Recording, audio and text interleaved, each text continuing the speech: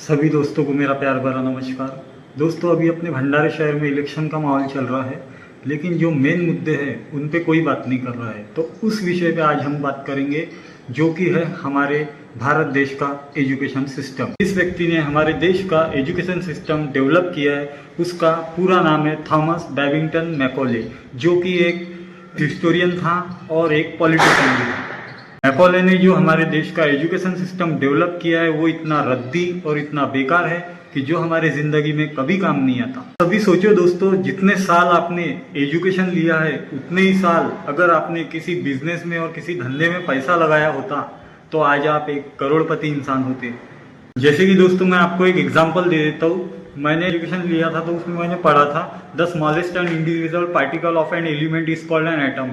अब दोस्तों, ये मेरे को मालूम है फॉर्मूला, ए स्क्वायर के बी स्क्वायर के फॉर्मूले रट रट के हमने अपनी पूरी जिंदगी खराब कर दी। लेकिन ये चीज़ मेरे को कहाँ काम आई? अगर मैं मार्केट में जाता हूँ और उस बाई को बोलता हूँ कि मेरे को मालूम है कि अमेरिका का सबसे पहला प्रधानमंत्री जॉर्ज वॉशिंगटन था, तो क्या वो मेरे को सब्जी देंगी?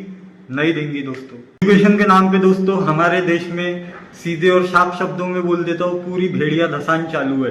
प्रोफेसर को किसी ने पढ़ाया, प्रोफेसर ने हमको पढ़ाया।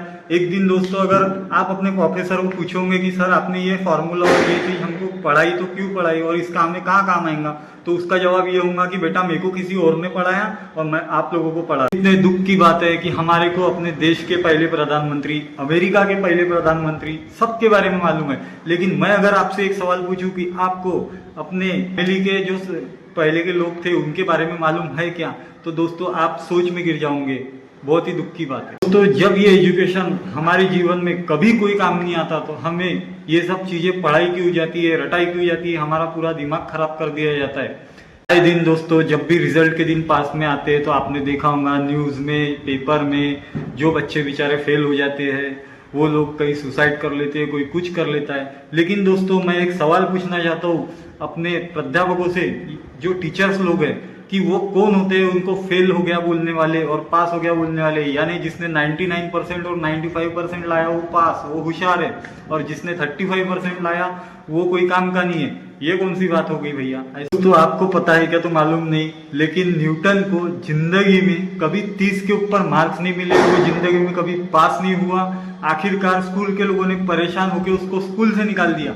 लेकिन देखो, स्कूल से जैसे ही निकाला गया उसका दिमाग चलने लगा। उसने गिरते हुए सेब को देख के गुरुत्वाकर्षण का एक सिद्धांत दे दिया और आज लोग उसके ऊपर पीएचडी करते। पता चलता है कि पास और फेल का जीवन से कोई लेना देना नहीं। दोस्तों, आपने आइंस्टाइन के बारे में भी सुना होगा। आइंस्टाइन, क्योंकि वो अपने क्लास में कुछ अलग ही सोचते रहते थे।